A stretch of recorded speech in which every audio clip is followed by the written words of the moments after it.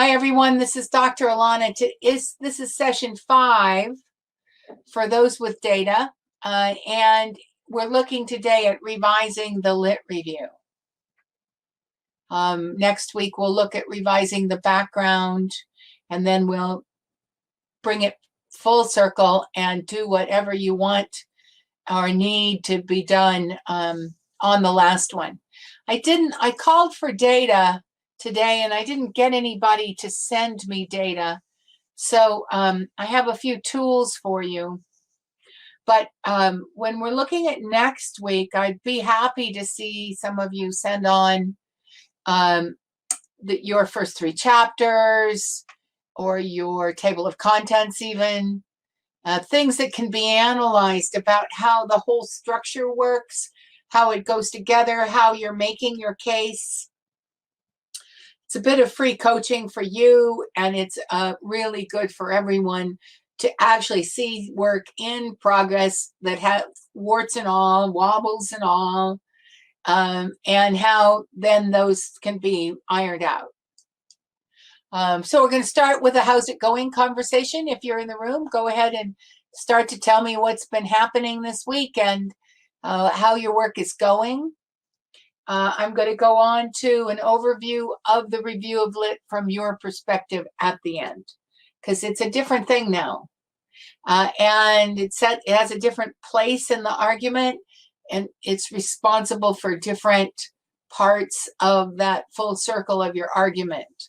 I'm going to look at a couple of published sources just to analyze how they put lit into what they did from this perspective. I have some tools for your use, homework, and we'll talk about next week. So what have we got in the room? Well, so Annaline adds that making sure that the golden thread is properly woven through. And so what do we mean by the golden thread? It's the few ideas, the 1, 2, or 3 ideas you want your reader to end up with. So those ideas have to be introduced, and they have to be built on, and they have to be tied through everything. And it's like the argument. It's a similar idea to tying your argument all the way through, but it's a bit more specific to outcome ideas you want your your readers, whoever they are, to take with them. So Annaline, that's good. Noel says the connection between the lit review and the other parts of the research need to be clear and hopefully seamless. One-to-one correspondence is always a good thing in these documents. My chapters 5 and 6 are still in the form of detailed tables. That's why I didn't send in anything. Yep, detailed tables evolving into written work. Good for you, Adrian.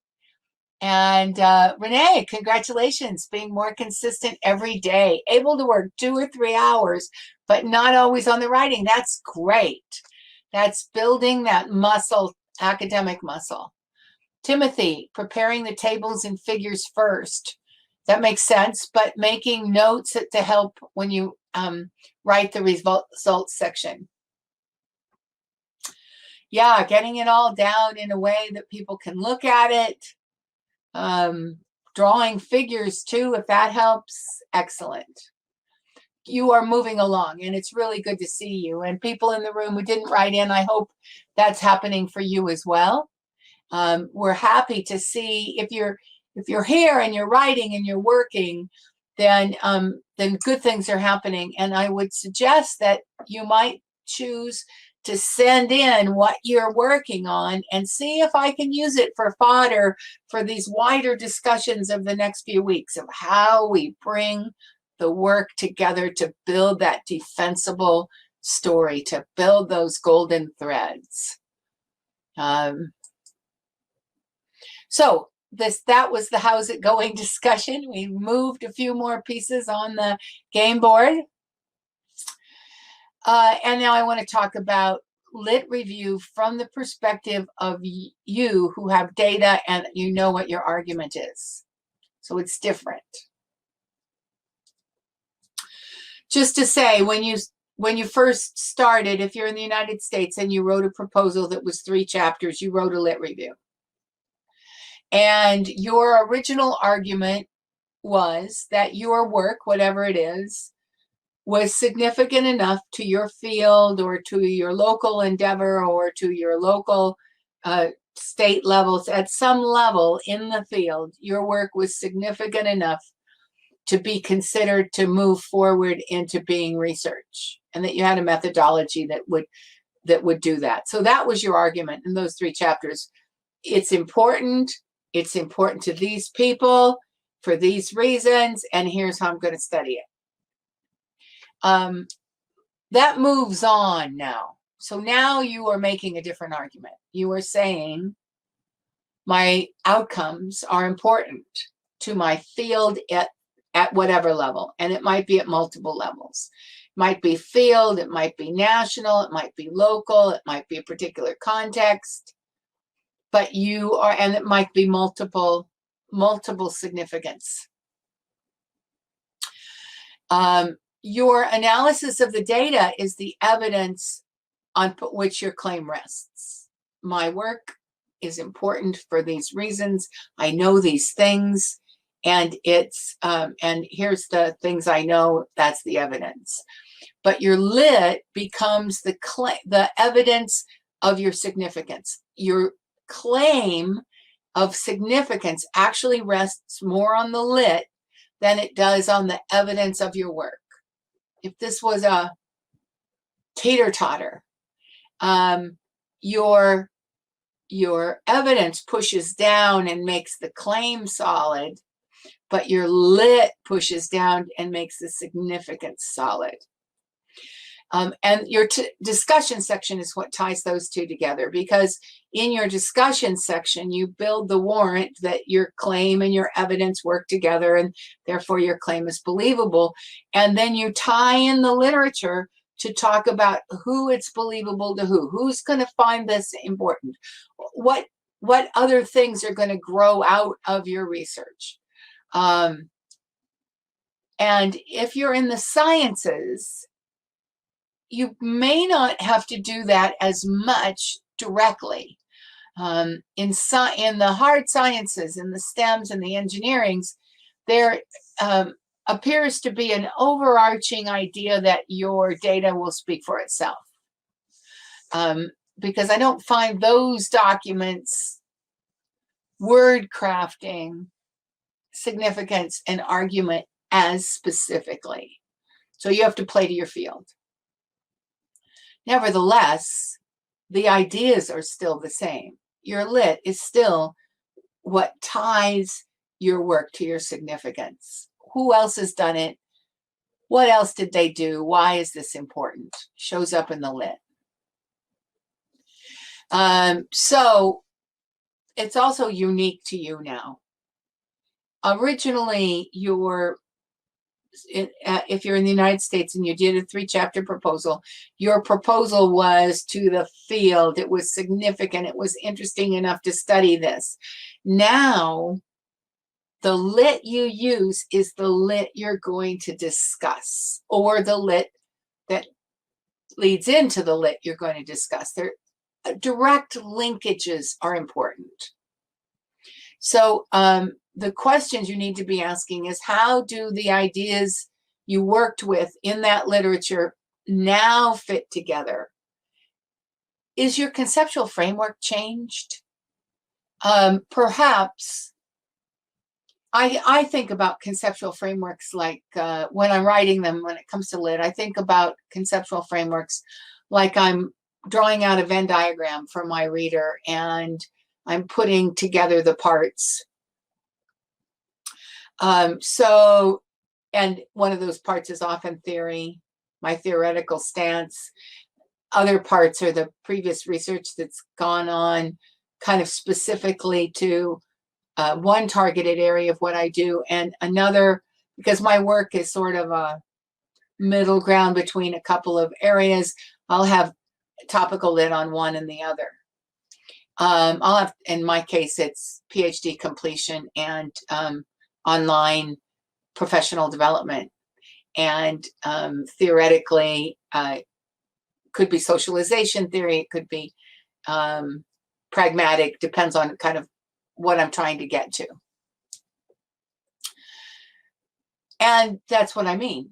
Depending on what I'm trying to get to, my conceptual framework will change and the way I will discuss it will change, because my point in designing the conceptual framework for my reader is to help them have the boundaries upon which my ideas are, how my idea fits. So here's this part of the Venn diagram, here's this part of the Venn diagram, here's where they overlap, here's this part, here's where it overlaps, the other two, here's the center.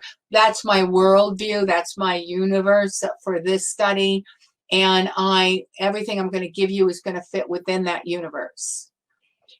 So your universe may have changed because of your outcomes. You may have drilled into some little specific thing that you barely touched on the first time. You may have whole sections of that original lit that just don't matter anymore. I pick on history a lot, but in the social sciences, oftentimes people get into their topic by learning the history of their topic, and they put the history of their topic in their original lit review, but very seldom are you discussing how your work fits into the history in your final. And so that may be something that gets the boot. You want your lit to be concise, and you don't want to have a lot of stuff in it that isn't going to be discussed in any way, shape, or form in your discussion section. So you do want to have, though, the key debates in your field. You want to have gone back into the lit that's happening right now in your field, and that's always an arduous task. And you want to see if you can find anybody who's done anything close, or if there's some debates going on out there you didn't know about. Some fields have more debates than others. Some fields just keep throwing stuff at people, but they don't actually debate amongst themselves very much. Other fields debate. You also may have things in your ideas and concepts and part of your evidence and, a number of components of your study that may be controversial. Your data may have been developed in a way that was unusual for the rest of the body of the research in your field. You may have come up with ideas that fly in the face of some of the greats. Those need now to have a more critical impact on your lit review. If you suspect that something in yours is a little at the edge, then you need to go back into the lit and you need to really hone that down and say, is it true that I'm the only one doing this? Or is it perhaps in other fields they're doing this, but they're not doing it here? That needs to be included in your lit. Always, how does your work advance the field needs to be the drop down point. If this is a funnel you're writing, it drops down into the work advancing the field.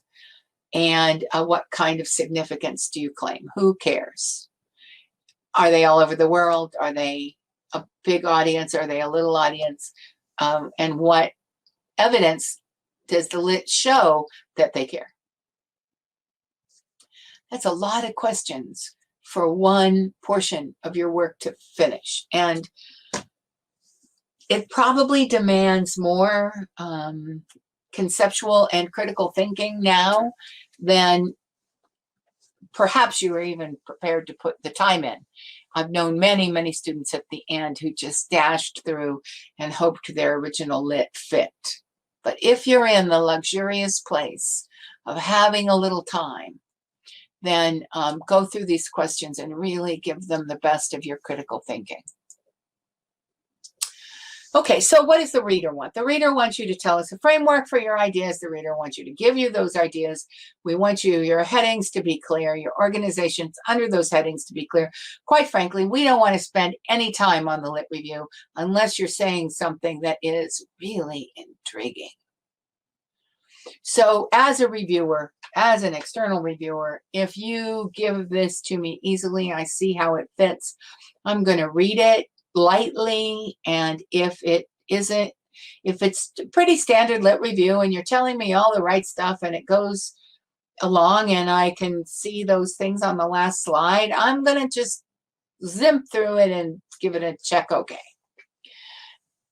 On the other hand, you may be a deep thinker. You may be someone who will change your field because of the way you think. And if you are that kind of thinker, then the lit review is a place to engage your reader in something substantial about the field. And since your first readers are your committee, and your committee know your field, you're talking to other experts. And if you can engage another expert, and that's what you want to do, then this is your place to really go through that last list and do it. And how do you do that? Well, everybody starts by building out the general or foundational points. And I would expect to see lots of group citations. I would expect you to give me an overview of that circle of the Venn diagram, but you're telling me in general, these are the groups, these are the people who work in these groups. And then you discuss in depth the key research pieces that lead your ideas. And why they're so intriguing and why you're still thinking about them 3 years later and what those authors had to say to you that was more than a top of the head kind of thing that made your work go differently. You want the points you got. And this is, you might remember that we started this set of sessions and I talked about reflective practice and having a piece of paper and you take notes on one side and you reflect on the other side. And the reflective part is, what does it mean to me? And why do I care? And where do my ideas go after reading this? It's that reflection that will grab your advanced reader, the person who's part of your field, and they'll look at, you may talk about literature that they know in a new way. And then you always investigate and disclose all disagreements that other people have with the tenets of your ideas. So I don't want to see a lit that just leads me all nicely to the place where the reader wants me to go. I want at least some discussion of the fact that other people disagree. And if there is no disagreement, then I want a conclusion that said that something about the search for disagreement that came up with nil. So you're going to use this lit again. That's the first sorting mechanism. When you look at your old lit, am I going to use this in my discussion? Am I going to use this? Does this say anything to me now? And you consider putting the ones that don't say anything in a parking lot. You might leave them if they naturally lead, if they're a discussion of the overall Venn diagram portion, then you have to leave that. Your reader needs it. But if it's some section within that Venn diagram and you're really all your outcomes were somewhere else, then that whole section may just go. And your comments about what it is will change because your thought process is different. Remember, you compare, you contrast, you demonstrate. Those are like the 3 kinds of critical analyses. And you're proving your significance because if this is a national issue, then you will have national, if it's a global issue, you have global lit. If it's a national issue, you'll have national lit. If it's a local issue and or it's a national issue, but you studied it on a local basis, you want to go see if you can find local lit as well. Your lit should give me some hints about what is like on the streets wherever your study is taking place and wherever it is significant. because you're speaking. You also want your writing to speak to someone who doesn't know anything about your field, who doesn't understand the nuances that you're working with. So you want your writing to do both, to engage that person who's quite critical and well versed in your field, and also to guide the person who knows nothing and give them a good overview of what's going on here and how it works. Okay, I came up with this drawing, and I'll give it to you again as a tool. I'm teaching another class that are people who are in the proposal design phase. And I just did a lot of these. And so I'm very convinced that it works at that level. But I think it works at your level as well. You put your argument on one side, your framework for your lit. So A, B, and C, meaning the Venn diagrams. I just used A, B, and C. So it's going to be this topic, and this general headings. And then within those headings, we have subheadings or subgroups. So your heading 1s, your heading 2s for your lit review. And personally, I think lit reviews, as a reader, they can be long and arduous, and I get lost because it wasn't really clear why all this stuff is being given to me. And I think that's a danger of having a lot of lit. And I want you to have a lot of lit. I want you to be well read, but I also want you to give it to your reader in a way that they can hold on to it. And so I thought A, B, and C helps. The Venn diagram idea helps. If we can put all of our subpoints under these bigger clusters, your reader can hold on to the clusters. The concept map can be more logical. Perhaps you can even draw it out if need be. If it's complex, you might give us a drawing we can go back to see how these things fit together, because it is not unusual in a 40-page lit review for it to bog down about page 25.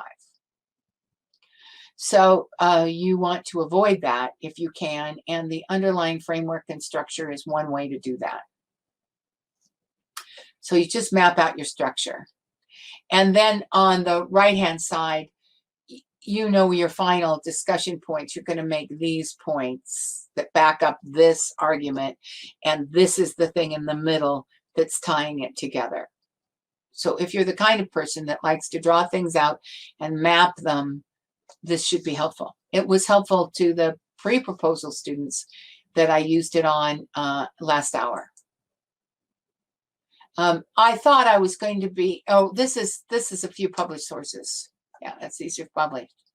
I chose, because of our comment last week, actually, with the STEM being different in a couple of ways, frequently in having more than one actual study put together, or more than one concept studied individually and then put together.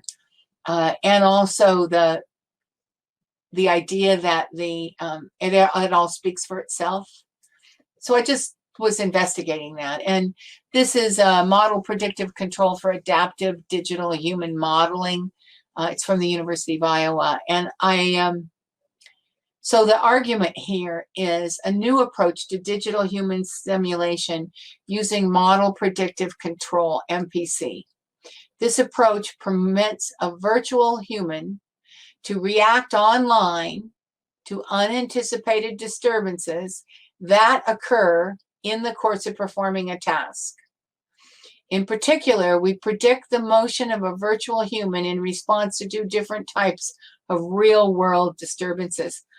I thought this was really interesting because the larger implication for this predictive mechanism is accident control. So they have a virtual human doing a task that's a repetitive task, and then something falls, something does something, and how does the human respond? And if they can get that down, they can decrease death and accidents, loss of limbs, the kinds of things that of course, everyone wants to avoid. And so I thought this was a particularly interesting engineering task. Results presented in this thesis show that the proposed controller can produce physically realistic adaptive simulations of a planar upper limb of digital human in the presence of impulsive and sustained disturbances. So they had some success. The framework here, then, that's what I was looking into. There was an introduction, which was a history of this kind of simulation, how it's developed, and importance in situations such as crane operators. One cluster of the lit looked into the mechanics of one type of motion, and that was the arm motion. The mathematics of that, the joints of that, all the things that go together in order for them to make up the model predictive control mechanism and the simulation. The second thing we had to understand was the broad concepts of the math that underpin the whole study, because this is an engineering task, so it's mathematically based. And then the application of the approach in the broad concepts to the motion and the interface with technology. So we had to understand how technology did what we know needed to be done because of the first two sets of literature. And then the conclusion of this was the overall importance of what was generally learned. Each section led to a discussion of the experiments used in that section. So this was 3 sections, not 5 chapters, 3 sections. First section looking into the mechanics. Second section looking into the broad concepts that underpin. Third section looking into the application. The totality led to a final discussion that resulted from the 3 components. And as it was tested and it showed some positive responsiveness, it led people to say, we need to do more of this because it could be quite useful. I hope just in my discussion of it, it felt to you like there was a flow there. I think it's very useful to look at these things just like that and say, do we see it? Does it just move? Because when it does, it's going to move for your reader too. And as an examiner, what I know the person I'm examining, I know what they want, is they want me not to come into that room with lots of tension about this section and this section and this section and how it all fit together. Or with ideas about how it needs to improve because I just got lost here, or this discussion wasn't robust enough or something. And if I can draw it out like that, I'm more inclined to make small comments than the kind that you really, at the end of the day, at least in Europe, what we say is that very few people leave the final defense with nothing to do. Most people leave with either small challenges or big challenges. Very few people also leave having failed, because generally we don't let them get to final defense if we think they're going to fail. So what you're going for is you want your work to have small challenges. You know, you're up against academics. Academics always find problems. So it's unlikely that you're going to just, only twice in all the committees I ever sat on did we just go rubber stamp, this is great, you're done. So that's 1%.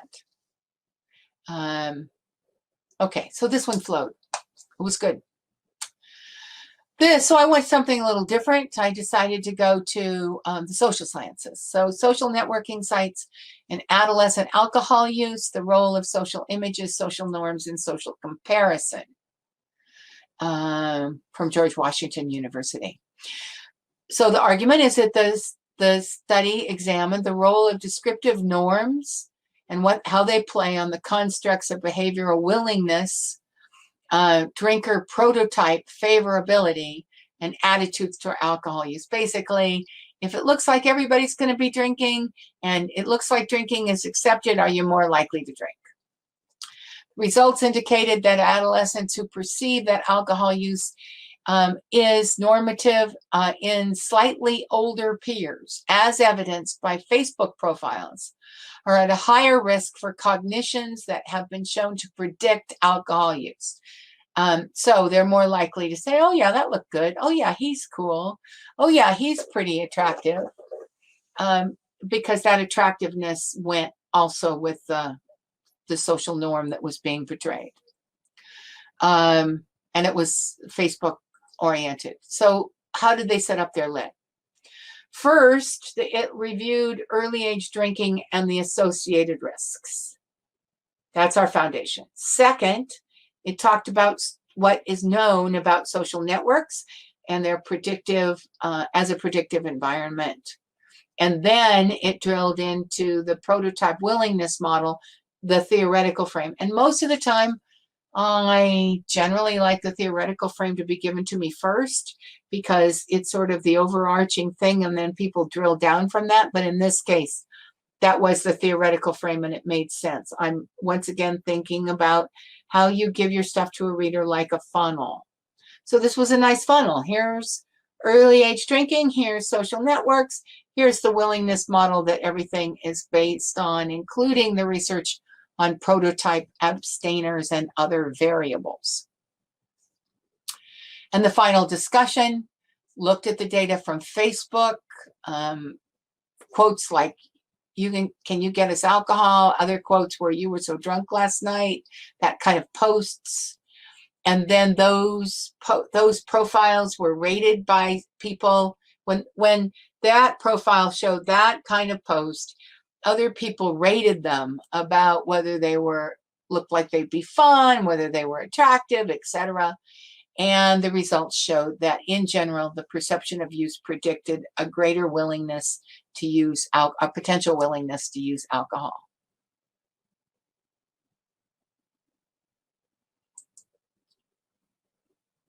So let's see what we've got before we go on.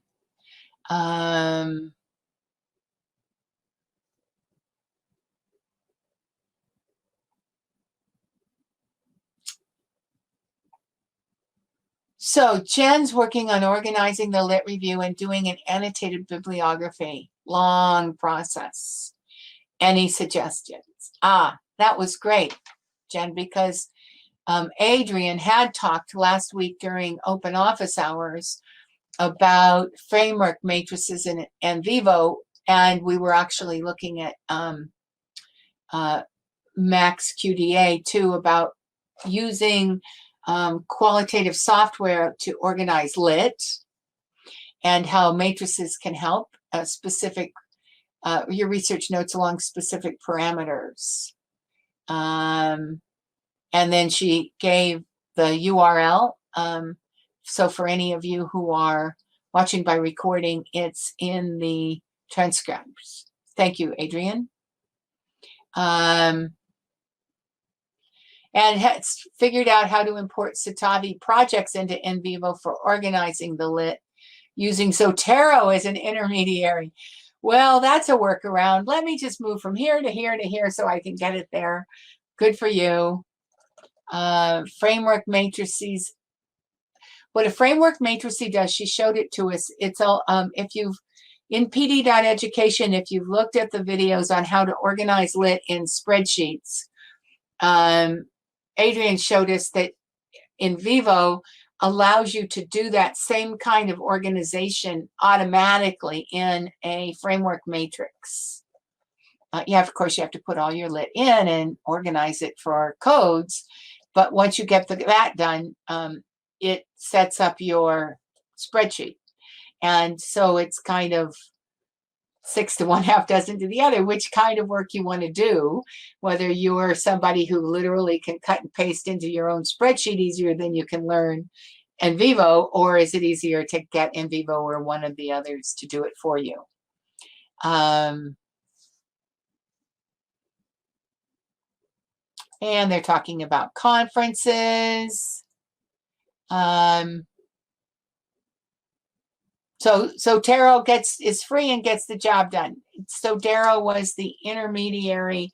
I can take your data from here. I can move it to here. Good. And talking about conferences, I agree with Adrian. You want to see what the sessions are like. It's great to attend. What I think is true about all conferences is they do give you this kind of lift of the world you're working in.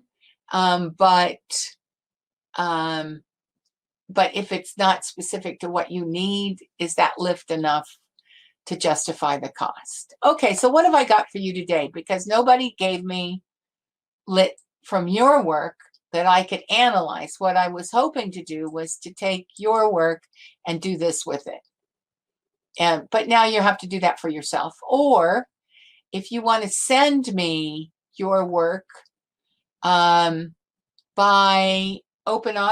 tomorrow, I can do a few of them for open office hours on Thursday.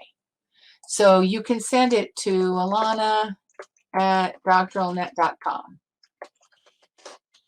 and just say, please analyze mine work for open office hours. And I don't need any more than this. I don't need all your writing. I just need to see your headings. I need to be able to pull out your significance and your argument. And then we can see how it feels. Your discussion and your argument. Okay, so what tools have I got for you? The last class, one of the students was confused about how I thought. I had all these, I had analyzed all of the work in the class. And this one student said, how are you doing this? Tell me how are you thinking about this? Give me your metacognitive process so I can write it down and I can ask myself the same questions. And I thought that was an excellent question. So for you, if this is useful, how do I think when I'm taking a big body of work and I'm setting it up in something like this? Well, the first thing I ask is, what is your argument? And where do I find that? I find it in an abstract. If you have an abstract, I find it in your problem statement. If you don't, or your significance, if you don't, those are the areas. I'm looking for your argument. I'm looking for your significance. Are you claiming global, national, state, local? Maybe you're not claiming it, obviously, and I'm going to notice that if you're not, because I think it's useful to claim it. I believe at this point, let me put it this way, I am most impressed by authors who can just say it. My work is good. My work is global. It's a small thing, but globally important, because all over the world there are people who are hung up on this idea for these reasons. So what significance do you claim? And then how is your lit organized conceptually? Can I follow that conceptual map? And does it get me to the map? And does it help me show me the significance? And then at the end, what's your discussion? I jump to your discussion and I say, what is it? And does it go with these other things? And how does that conceptual section of the lit play out when I look at your discussion? Are you discussing the same things? Does the concept map lead to your discussion? If I can say yes to those things, if I can find those things easily, you know what? I sit back with your final document and I just read it. I am not critically analyzing it at nearly to the same level, because if I've done that process and I've come up with it being okay, I'm pretty convinced. No trouble, Katrina. Good. Glad things are useful. And look at the recording. Okay, so some people are leaving us, no problem. So once again, I'm giving you this. It's in your handouts. And I think it might be useful to you. And what's your homework? No surprise, it's to do it. It's to look at your lit, analyze the conceptual framework, analyze it from your arguments point of view, analyze it from your discussions point of view, and figure it out. Is it a one-to-one correspondence, like Noel said? If you're talking about it in the lit, do you mention those people ever again, or are they just hanging out there on their own, like they were important a long time ago, but they're not important now? And if you have any questions about, I'm a believer in you taking the cognitive skills to look at your models critically and then see if your models did it. Whether they did it or not, however you analyze it, you learn from the fact that you've done that analysis. And then you can take that analysis on. Okay, so that's basically all I have to say today. We have 15 minutes that we can have discussion. I just need to remind you to take the survey. At that, please continue to tell us how it's going, what may have been, whether it did what it was supposed to do, if not, what you were looking for that didn't get here. We can only make things better when we hear, and that's an ongoing bit of data collection. Reminding you there's two kinds of office hours. Tomorrow we just talk, whoever comes. Last week we ended up looking at qualitative data analysis tools just as a conversation. But the next day we're answering questions, and if you have work that you want me to analyze like I did the other work, you can send it in for office hours for Thursday. Just make sure the heading knows it's for office hours on Thursday.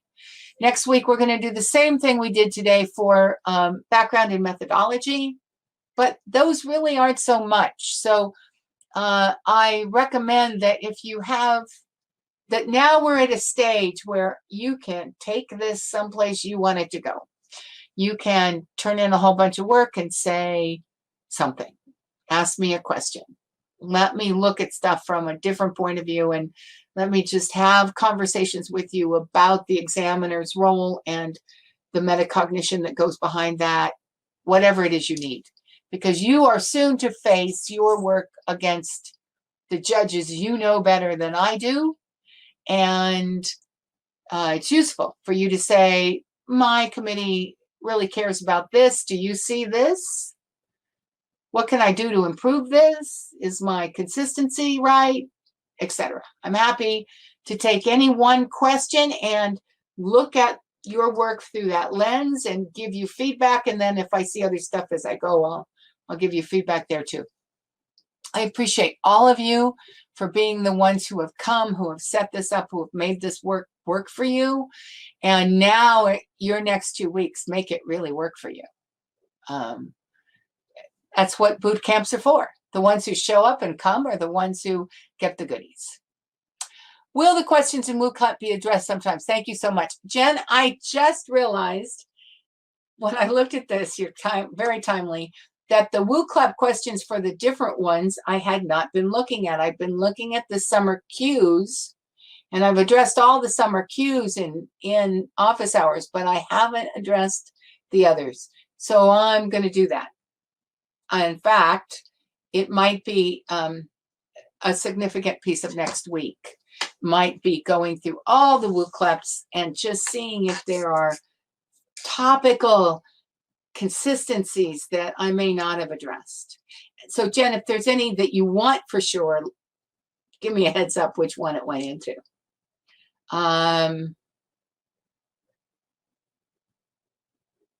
Okay, so Adrienne says she's going to send some stuff on as a work in progress. You want to share now as a work in progress? Or you want to share, you mean in the next 10 minutes, Adrienne, or another time? If it's the next 10 minutes, how are you going to get it here? I'm going to give you, I know how I'm going to give it. I'm going to give you presenter rights and you can present it.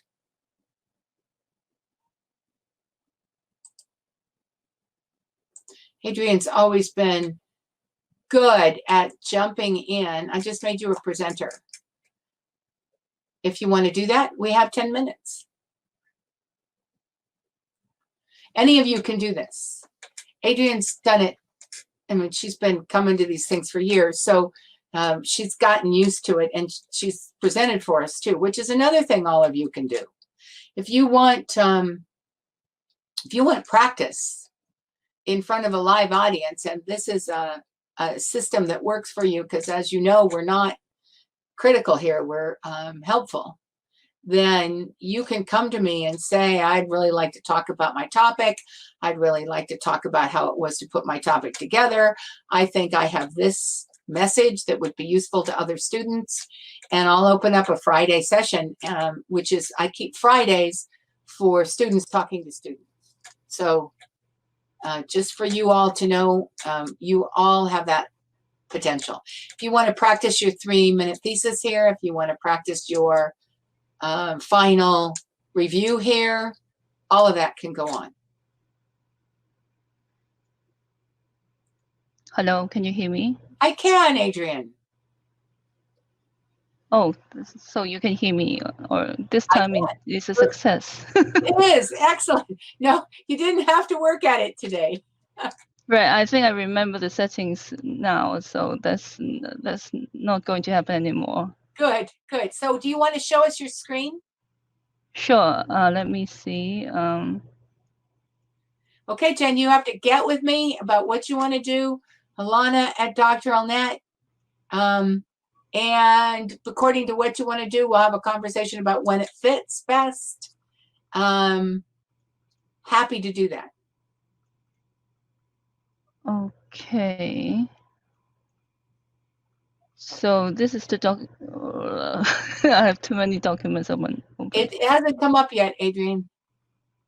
Here it goes. It's loaded. There you go. Good. Can you see it now?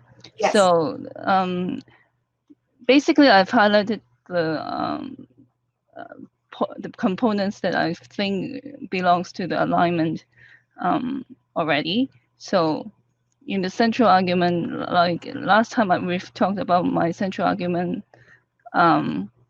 So this is the blue, the highlighted blue lines are the lines that show the significance and my core argument.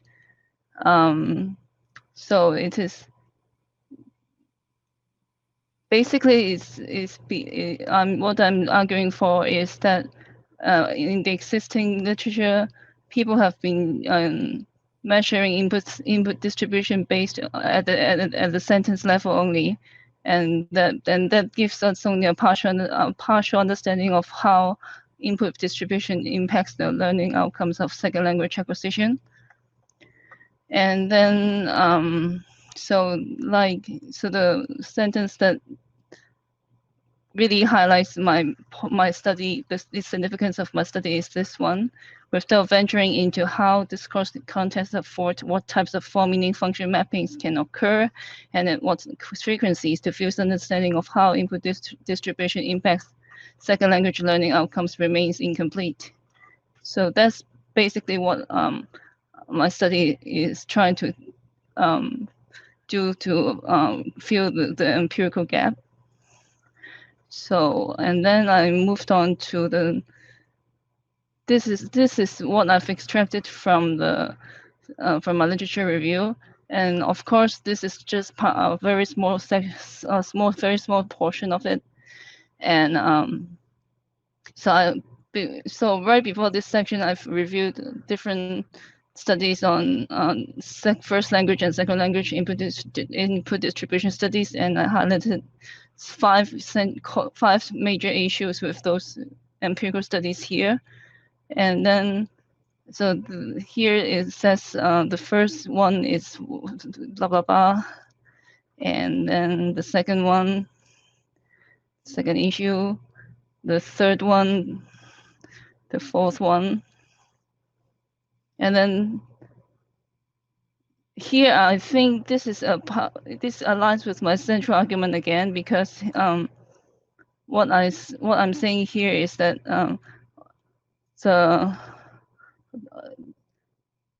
all 4 points above indicate the one fundamental issue because the focal point of the empirical analysis has been limited by a certain theoretical framework to only sentence level contests. That's why the study of input distribution has been limited up till now. And then so basically,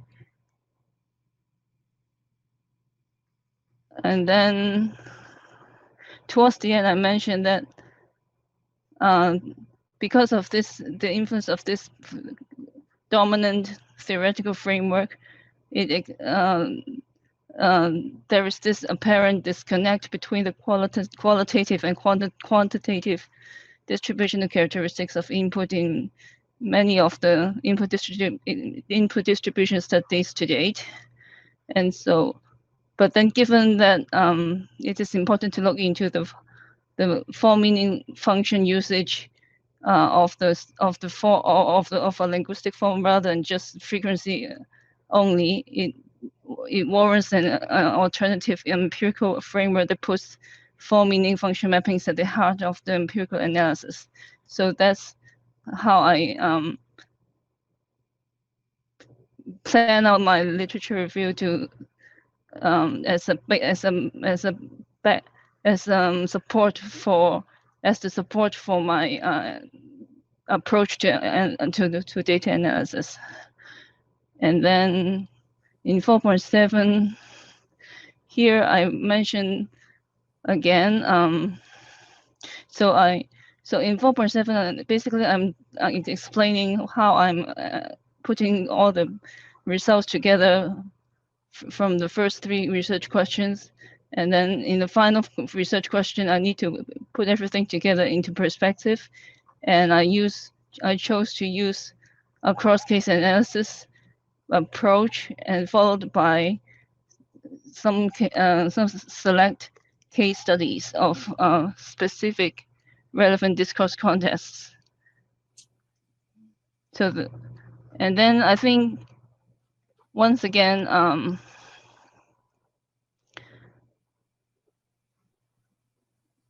the alignment component comes up here again when I explain why I chose to use the cross-case analysis. It says something like, in keeping with the situated approach that the second language input robustness framework pursues, each target form's relevant discourse context remain the units of analysis for the cross-case analysis.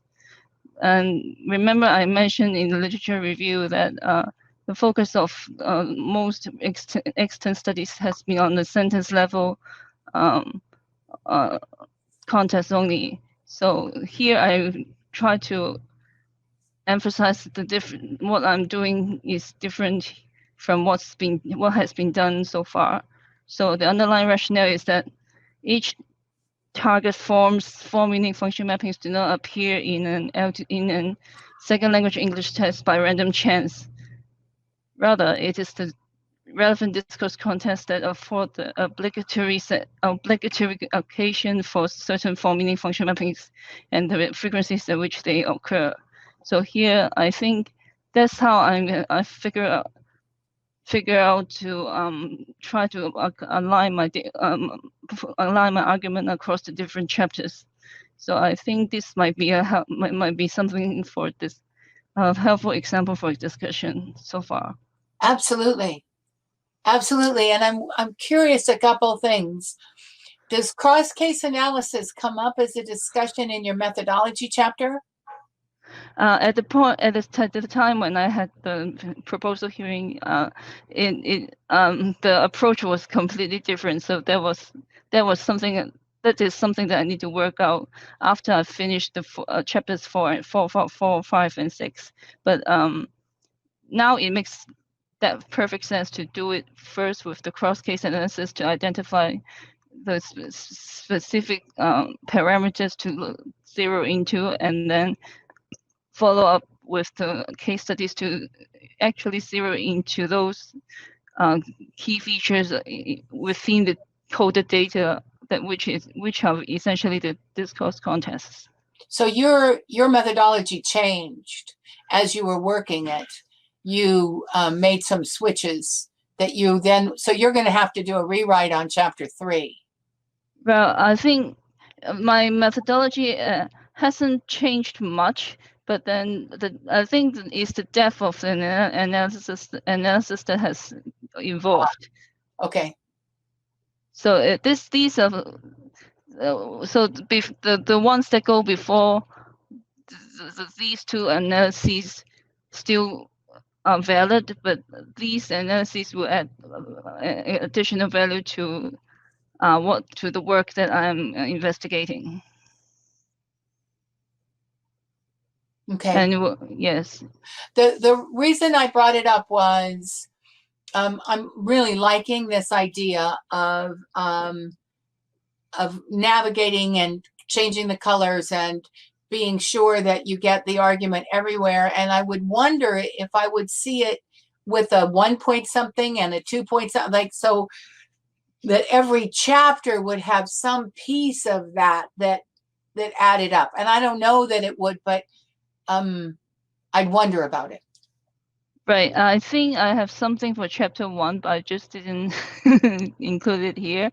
Chapter 3, I would need to write that up for the fact that it didn't even exist at the time of the proposal hearing. But but now I know it has to be there to make things like come together. Yeah, get that touch point. The reader needing a touch point that just says, "Yep, I'm on the same path.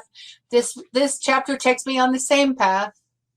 Yeah, but it looks like this is very nice. How did you just make them a different color? Is that just simply changing your font color, or is there something else going on there technically? Oh, I just that's The blue.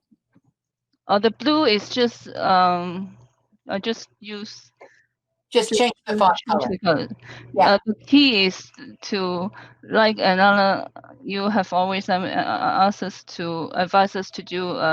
The key is to have the negative navigation pane in the master file so that you know where to go and can go immediately to the section that you need to go without scrolling up and down and forever looking for what you want to look for. So just in case somebody is new to this discussion, because I do say it all the time, if you go to the pd.education site and you search on MS Word, there are now a dozen short videos about things I think you must do in Word. And setting up navigation pane, setting up read aloud, setting up your commands the way they should be. If you haven't done that yet, save yourself some time and do it soon. Because I don't know how people do this work without that. And Noel has been very helpful. And Adrian, that was fabulous. That was really good to see. And I just, like, my head was going like this the whole time. It's super clear. As an examiner, if everybody did that work, our work and our conversations would be much more likely to take that. When we examine the work we like to do is when it goes into having a substantive conversation with the candidate about the field, about what we're learning in the field, about things that aren't the nips and tucks of their work. So I think you're going to be there, Adrian. I hope so. And Noel has given us the fact that there's the link went to a 2-day in vivo workshop. And there's also the same thing going on in another time period for those in Ireland that are going to be a little easier in the morning. And you gave us the links to that. Well done, Noel. Thank you for the help. Okay, everybody, that's it for us today.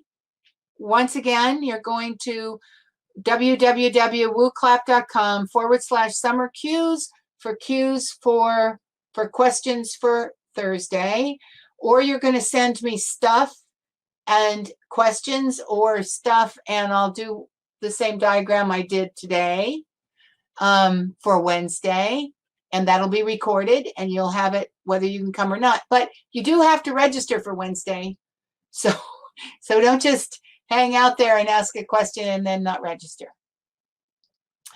And Christy asks, before I turn this off, I had a question based on what Adrian presented. Should the information on the cross-case analysis be presented as part of the methodology rather than presented in the literature review? Well, yes, generally methodological literature and methodological choices end up in the methodology section. When that isn't true, it isn't always true. When methodological literature is put in the lit review, it's put there because there's a controversy that needs to be discussed, or there's something from the literature that funnels through the methodology that your reader needs to know before they get to your methodology.